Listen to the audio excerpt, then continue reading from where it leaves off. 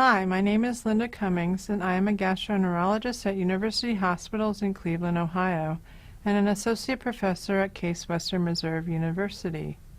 On behalf of my co-authors, I would like to share the results of our study, which is entitled Incidence of Sedation-Related Adverse Events During ERCP with Anesthesia Assistance, a multicenter observational study. I'd like to thank the editors at Gastrointestinal Endoscopy for accepting our manuscript and for this opportunity to share our work. Endoscopic retrograde cholangiopancreatography, or ERCP, is a complex procedure requiring adequate sedation. Cardiopulmonary adverse events comprise up to 16% of adverse events with ERCP. Successful completion of ERCP is more likely with anesthesia assistance compared with moderate sedation. ASGE guidelines recommend that anesthesia assistance be considered for complex endoscopic procedures such as ERCP. The optimal sedation approach for ERCP is unclear.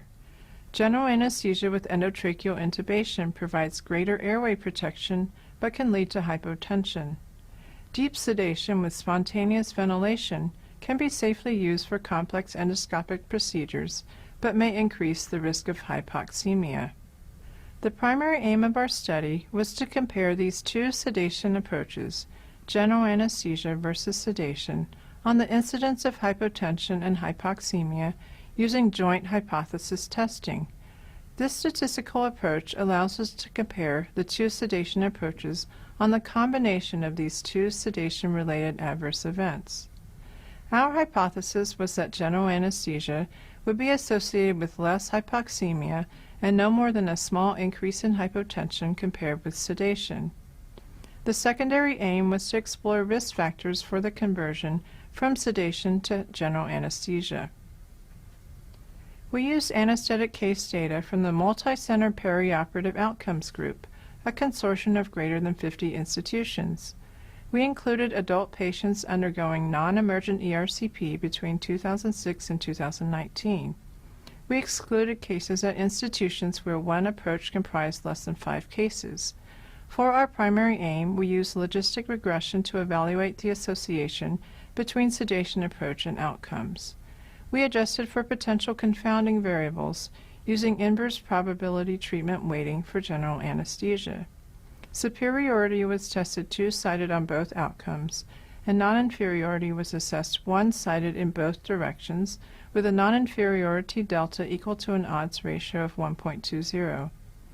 We decided prior to analysis that one sedation method would be considered more effective if it was non-inferior on both outcomes and superior on at least one outcome.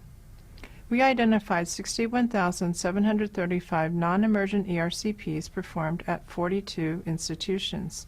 Among these cases, 38,830, or 63%, received general anesthesia, and 22,905, or 37%, received sedation. The incidence of hypotension was 11.7% with general anesthesia and 10.2% with sedation. General anesthesia was associated with 1.27 times higher odds of hypotension. The incidence of hypoxemia was 1.8% with general anesthesia and 2.7% with sedation. General anesthesia was associated with 0.71 times lower odds of hypoxemia. Neither approach was more effective than the other on the combined incidence of hypoxemia and hypotension. And since neither approach was non-inferior on both outcomes, neither approach was deemed more effective than the other. We also explored risk factors for conversion from sedation to general anesthesia. Conversion from sedation to general anesthesia occurred in 6.5% of 22,905 cases done with sedation. We limited our analysis of factors associated with conversion to institutions where more than 10 conversions occurred in the dataset.